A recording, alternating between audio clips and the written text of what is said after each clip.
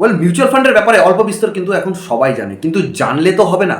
আমাকে জানতে হবে যে কোন কোন জিনিসগুলো জানলে আমি ইনভেস্ট ভালো করে করতে পারবো, এবং কোন জিনিসগুলো যদি আমি না জানি তাহলে কিন্তু আমার মিউচুয়াল ফান্ড ইনভেস্টও হতে পারে লস। তো আজকের এই ভিডিওতে আমি এমন কিছু জিনিস কভার করব যেগুলো কিন্তু আপনার ভীষণ জানা দরকার। না হলে কিন্তু আপনি যখন মিউচুয়াল ফান্ডে ইনভেস্ট করবেন আপনারও কিন্তু হতে পারে লস। চলো আর দেরি না করে শুরু করা যাক আজকের ভিডিও।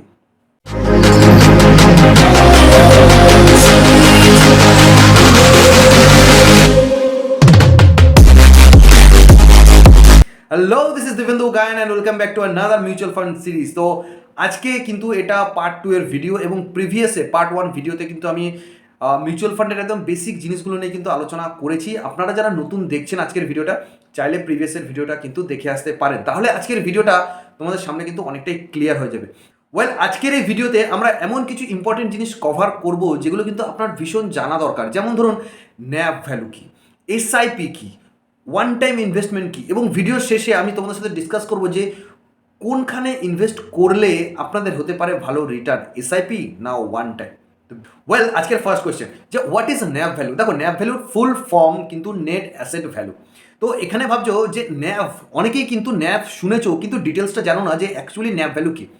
তো ন্যাভ ভ্যালু আমি সবার আগে তোমাদের সাথে একটা এক্সাম্পল শেয়ার করি।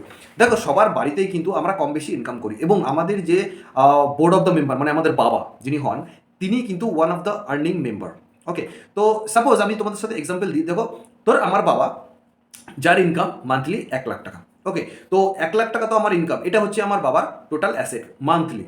ওকে, এইবার ন্যাভ ভ্যালুর মেন যে ফর্মুলা সেটা হচ্ছে asset minus liabilities divided by number of outstanding share. Okay, তো এবার আমি যদি ডিটেলস দিই যে আমার বাবার 1 লাখ টাকা মান্থলি ইনকাম, তো আমার বাড়িতে অনেক রকম খরচাও আছে। যেমন ধরুন, ফুড এক্সপেন্সেস আছে, ইলেকট্রিক এক্সপেন্সেস আছে, তো বাইকের পেট্রোল এক্সপেন্সেস আছে, এইরকম ধরনের অনেক রকম কিন্তু এক্সপেন্সেস একটা ফ্যামিলিতে হয়ে থাকে। ওকে, তো আমি ধরলাম যে পার মান্থ আমার বাড়ির খরচা 30,000 টাকা। তো 1 লাখ মাইনাস 30,000 মানে আমার কাছে rest of the money 70,000 rupees এখন আমার কাছে আছে। ওকে, তো এইবার এই 70,000 টাকা যেটা আমার কাছে আছে, আমি ধরলাম আমার বাড়িতে 7 জন মেম্বার। তো এই 70,000 টাকা divided by number of outstanding share, মানে 7 জনের সাথে যদি আমি ডিভাইডেড করি তাহলে সবার ভাগ্যে কিন্তু 10,000 টাকা করে পড়বে, যেটা কিনা এক একটা ইউনিট মানে ন্যাভ ভ্যালু। সাধারণত যখন কোনো মিউচুয়াল ফান্ড ওপেন হয় তখন কিন্তু প্রত্যেকটা মিউচুয়াল ফান্ডেরই কিন্তু ন্যাভ ভ্যালু 10 থেকে স্টার্ট হয়। ওকে, তো চলো আরও ডিটেলসে একটু জানবো যে আদার্স কী কী প্যারামিটার আমাদের জানা উচিত। এখন তো জানলাম ন্যাভ ভ্যালু, কিন্তু ন্যাভ ভ্যালু জেনে কি আপনি ইনভেস্ট করবেন? একদম না। ন্যাভ ভ্যালু জেনে যদি আপনি ইনভেস্ট করে দেন আপনার কিন্তু হতে পারে লস। কেন? কারণ আমি তো এক্সপেন্সেস রেশিওই জানি না, যে আমি 1 টাকা ইনকাম করার জন্য আমার ম্যানেজারকে আমাকে কত টাকা ফিস দিতে হবে। কারণ আপনি যখন আপনার টাকা কোনো ফান্ড ম্যানেজারকে দিচ্ছেন, তারও তো একটা ফিজ আছে, তার এক্সপেন্সেস আছে, তার অফিসের এক্সপেন্সেস আছে, তারা যে অ্যানালিসিস করবে, মার্কেটিং করবে, তারও তো একটা এক্সপেন্সেস আছে। তো সেই জিনিসটাকে আমরা ক্যালকুলেট করি। ধরুন, কোনো ফান্ডে আপনি কোনো একটা ফান্ড চুজ করলেন, সেই ফান্ডে লেখা আছে এক্সপেন্সেস রেশিও 1.2%, 1.5% দেখলেন। এইবার তাহলে কী করে ক্যালকুলেট করবেন যে আপনি একটা বছরে এত টাকা ইনকাম করলে আপনাকে কত টাকা, মানে মেন আপনি কত টাকা ইনকাম করবেন। ধরুন আপনি 1 বছরে 15% রিটার্ন আপনার ফান্ড থেকে পেলেন, তো আপনার এক্সপেন্সেস রেশিও গিয়ে দাঁড়ালো 1.5।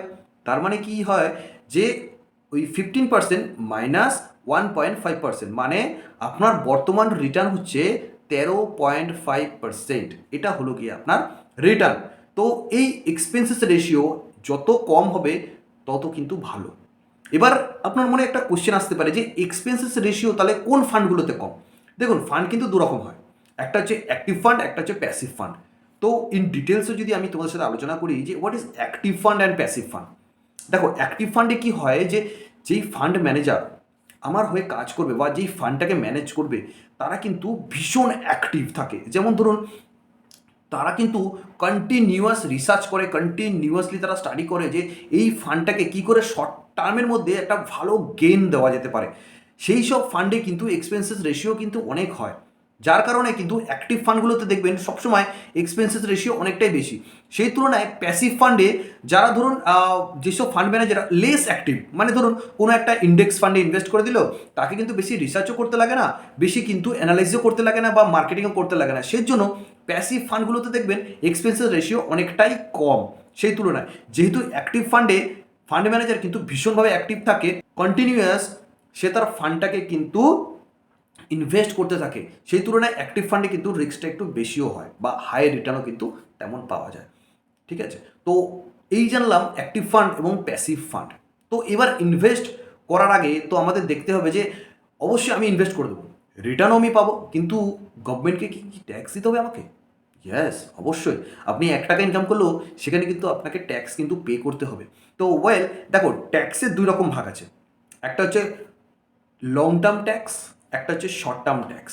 দেখুন, আপনি সাধারণত কোনো মিউচুয়াল ফান্ডে যখন ইনভেস্ট করতে যাবেন তখন কিন্তু সেখানে আপনাকে বলেই দেওয়া হবে যে আপনি যদি 1 বছরের আগে কোনো ফান্ড উইথড্র করেন, সেক্ষেত্রে কিন্তু আপনার শর্ট টার্ম গেইন ট্যাক্স মানে 15% কিন্তু আপনাকে পে করতে হবে।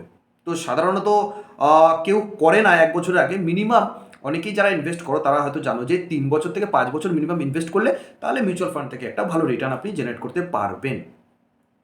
এবার আসি long term tax. Long term ট্যাক্সে যেটা আপনাকে পে করতে হবে যে 1 বছরের পর যদি আপনি কোনো ফান্ড উইথড্র করেন বা আপনি প্রফিট নিতে যান, সেক্ষেত্রে কিন্তু আপনাকে প্রফিটের ওপরে 10% কিন্তু লং টার্ম ট্যাক্স কিন্তু আপনাকে পে করতে হয়। সেক্ষেত্রে কি হয় যে আপনি ধরুন প্রফিটে 1 লাখ টাকার ওপরে যদি আপনি প্রফিট করেন, সেক্ষেত্রে আপনাকে কিন্তু 10% ট্যাক্স কিন্তু আপনাকে পে করতে হবে।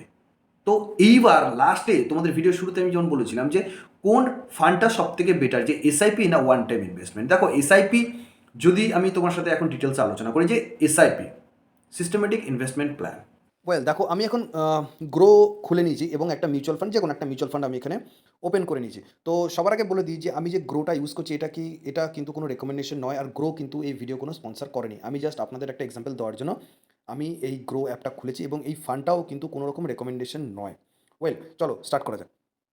দেখো, এই একটা ফান্ড যেটা পরাগ পারিখের flexi cap fund, direct growth. Okay, তো দেখো সবার আগেই কিন্তু লেখাই থাকে যে very high risk equity flexi cap. Okay, তো এটা দেখো, আমি যদি 1 বছরের রিটার্ন দেখি ফান্ডটা, তাহলে কিন্তু প্রায় 44% 1 বছরে কিন্তু রিটার্ন দিয়েছে। এবং এই ফান্ডটার ন্যাপ ভ্যালু মানে নেট অ্যাসেট ভ্যালু কিন্তু 75.14। তো এইবার আমি তোমাদের ন্যাপ ভ্যালুর একটা উদাহরণ দিই। ধরো এই ফান্ডটা 75.14, ইভেন যে ন্যাপ ভ্যালু সেটা ডিপেন্ড করে কিন্তু মার্কেট ক্লোজ হওয়ার পরে, যে এই যে টোটাল ফান্ডটা আজকে কত রিটার্ন পেলো। কারণ কোনো স্টক আছে এমন হতে পারে যেটা প্লাস হয়, বা কোনো স্টক এমন হয় যেটা নেগেটিভ মাইনাস হয়। তো প্লাস মাইনাস করে যেটা হয় সেটাই কিন্তু ন্যাপ ভ্যালুর সাথে অ্যাড হয়। মানে দেখা গেল যে আজকে কিন্তু 1% রিটার্ন দিয়েছে, ওয়ান ডে রিটার্ন, তো সেটাই কিন্তু এখানে যুক্ত হয়েছে। এবং পরের দিন যদি 2% রিটার্ন দেয়, ওকে, সেই 2% কিন্তু এই 75 টাকা ন্যাপ ভ্যালুর উপরে 2%, 7×2=14, মানে 1 টাকা 40 পয়সা কিন্তু এখানে অ্যাড হয়ে যাবে। সেক্ষেত্রে তোমরা দেখতে পারবে যে 76.40 বা এরকম কিছু সামথিং তোমরা এখানে ন্যাপ ভ্যালু দেখতে পারবে।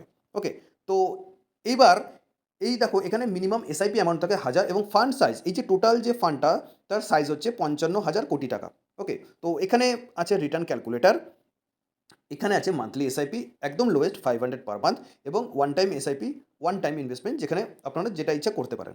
ওকে, তো আমি এটা আসছি পরে, এবং সবার আগে বলে দিই যে দেখো, একটা ফান্ড চুজ করতে গেলে কী কী জিনিস আমাদের দেখতে লাগে। সর্বপ্রথমে দেখতে লাগে যে হোল্ডিংস।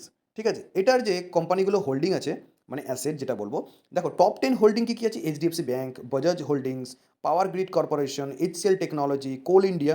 মানে এরা আমাদের ইন্ডিয়ার সবথেকে বেস্ট বেস্ট কিছু ভালো কোম্পানি আছে, সেগুলো কিন্তু সবথেকে বেশি ইনভেস্টমেন্ট করেছে। ওকে, তো এইবার জানবো যে মেন যে জিনিসগুলো আমাদের দেখতে হয় সেটা হচ্ছে এক্সপেন্সেস রেশিও, এক্সিট লোড। দেখো, এই স্টকটা এক্সপেন্সেস রেশিও হচ্ছে 0.56%, মানে একদমই লেস এক্সপেন্সেস। এই সব স্টকগুলোই কিন্তু বেটার হয়, যেখানে আমি ইনকাম করছি, আমি যদি এক্সপেন্সেস রেশিও এতটা হয়ে যায় তাহলে কিন্তু আমার রিটার্ন কিন্তু অনেক কমে যায়। সেক্ষেত্রে 1%-এর নিচে যত এক্সপেন্সেস রেশিও হয় সেগুলো কিন্তু বেটার ধরা হয়। এখন আমরা দেখব যে এক্সিট লোডটা কি। ওকে, দেখো এখানে লেখা আছে for units above 10% of the investment, exit load of 2% if redeem within 365 days and 1% if redeem after 365 days but on or before 730 days। মানে আপনি ধরুন 1 লাখ টাকা যদি আপনি মিউচুয়াল ফান্ডে ইনভেস্ট করেন এবং তার 1 বছরের আগে যদি 10%-এর উপরে আপনি এক্সিট লোড দেন, মানে রিটার্ন নিতে চান, সেক্ষেত্রে কিন্তু আপনাকে 2% কিন্তু এক্সিট লোড কিন্তু দিতে হবে। ওকে, এবং 1 বছরের পরে মানে 2 বছরের আগে যদি আপনি 10%-এর উপরে ইনভেস্টমেন্ট তুলতে চান, সেক্ষেত্রে আপনাকে 1% পেমেন্ট করতে হবে। সো এটা কিন্তু 2 বছর অবধি কিন্তু লকিং পিরিয়ড, তাহলে বোঝাই যাচ্ছে লকিং পিরিয়ড 2 বছর অবধি। ওকে, এবার আসি ট্যাক্স ইমপ্লিকেশন। দেখুন, Returns R ট্যাক্সেড at 15% if you redeem before 1 year, and after 1 year you are required to pay LTCG tax of 10% on returns of rupees 1 lakh plus in a financial year. তো আমি আগেও বললাম যে short টার্মে যদি আপনি profit নিতে চান তো আপনাকে কিন্তু 15% ট্যাক্স পে করতে হবে, এবং after 1 year you have to pay 10% on your investment profit, সেটা যদি 1 লাখের প্লাস হয়। তো এগুলো তো জানলাম, expenses ratio, exit load, tax তো আমরা জেনে গেলাম। এইবার আসি আসল কথায়, যেটা হচ্ছে যে আমার রিটার্ন ক্যালকুলেটার, যে এসআইপি ভালো না ওয়ান টাইম ইনভেস্টমেন্ট ভালো। দেখো, এসআইপি যদি আমি করি, ঠিক আছে, তো আমি এখানে নর্মালি একটা এসআইপি ধরলাম পার মান্থ 500 টাকা ইনভেস্টমেন্ট। ওকে, তো পার মান্থ যদি আমার 500 টাকা হয়, তাহলে 1 বছর পরে যেটা আমার ইনভেস্টমেন্ট দাঁড়ায় সেটা হচ্ছে 6000 টাকা। তো 6000 টাকায় বর্তমানে দাঁড়িয়ে 1 বছরে আমার টোটাল রিটার্ন হচ্ছে 7167 টাকা, মানে প্রায় 19.45%। এটা হচ্ছে কি আমার এসআইপি রিটার্ন। কিন্তু এই 6000 টাকাটাই যদি আমি ওয়ান টাইম ইনভেস্ট করি, ওকে, এই 6000 টাকাটা যদি আমি ওয়ান টাইম ইনভেস্টমেন্ট করি, তাহলে 1 বছর পর গিয়ে দাঁড়াচ্ছে 44.31%। অ্যান্ড এখন আপনারা ভাববেন যে হাউ ইটস পসিবল। ওয়েল, এবার আসে আসল কথা, যে ধরুন আপনি তো মান্থলি এসআইপি 500 টাকা করছেন। ওকে, এবার মান্থলি এটার এক একটা ন্যাপ ভ্যালুর দাম হচ্ছে 75.14, মানে আমি যদি 500কে 75 দিয়ে ভাগ করি, তাহলে কিন্তু আমার এখানে মানে প্রায় ধরুন 7.5 ইউনিটের মতো কিন্তু পার মান্থ পড়ছে। ওকে, এবার এই 7.5 ইউনিট আপনার যুক্ত হতে হতে হতে হতে 1 বছর সময় লাগছে, সেক্ষেত্রে কিন্তু ততদিনে কিন্তু ন্যাপ কিন্তু কন্টিনিউয়াস বাড়তে আছে, সেহেতু আপনি কিন্তু ইনভেস্টমেন্ট বাড়াচ্ছেন না, আপনার কিন্তু ন্যাপ কিন্তু বাড়তে আছে, সেই তুলনায় কিন্তু আপনার ইউনিট কিন্তু কমতে কমতে কমতে কমতে আসছে। তো এইবার এই ওয়ান টাইম 6000 টাকাটাই যদি আমি অ্যাট এ টাইম ইনভেস্ট করি, সেহেতু কিন্তু আমি এই 6000-এ 75.14 ইউনিট কিন্তু একবারে কিনছি। এবার যখন এই 75 ইউনিট ন্যাপ ভ্যালু যেটা আছে, সেটা যদি 1 বছর পর গিয়ে আমার 150 টাকায় দাঁড়ায়, সেখানে কিন্তু আমার 100% রিটার্ন হবে। সেক্ষেত্রে কিন্তু এসআইপিতে কিন্তু অনেকটাই কম হবে। তো এসআইপির থেকে ওয়ান টাইম ইনভেস্টমেন্ট কিন্তু অনেকটাই বেটার হয়। ওকে, তো অনেকেই হয়তো পারো না যে মানে at a time one time invest করতে, সেহেতু তারা মান্থলি এসআইপি করে থাকে, এবং বর্তমানে অনেকেই এসআইপি করাটাকেই বেশি প্রেফার করে। ওকে, তো এবার আপনারা নিজেরা ডিসিশন নেবেন যে আপনারা এসআইপি করবেন না ওয়ান টাইম ইনভেস্টমেন্ট করবেন, সেটা আপনাদের উপরই নির্ভর করে। তো আজকের ভিডিওতে কিন্তু আমি আপনাদের সাথে পুরো ডিটেলস শেয়ার করলাম যে what is nap value, expenses ratio, exit load, কোন জিনিসটাকে আপনার মিউচুয়াল ফান্ড ইনভেস্ট করার আগে আপনাদের দেখতে হবে, এবং এসআইপি বা ওয়ান টাইম ইনভেস্টমেন্ট কোনটা আপনার জন্য ভালো। তো আশা করি ভিডিওটা আপনাদের অবশ্যই ভালো লেগেছে, এবং যারা জানো না বা আপনাদের বন্ধুবান্ধব যারা হয়তো মিউচুয়াল ফান্ড জানতে চায়, ইনভেস্ট করতে চায়, তাদের সাথে শেয়ার করো, এবং ভিডিওটা ভালো লাগলে অবশ্যই সাবস্ক্রাইব করে দাও, এবং বেল আইকনটা কিন্তু অবশ্যই প্রেস করে দেবে, কারণ নতুন ভিডিও আসলে কিন্তু সবার আগে আপনার কাছে নোটিফিকেশন যাবে। চলো আজকের ভিডিও এই অবধি, দেখা হবে নেক্সট সিরিজে।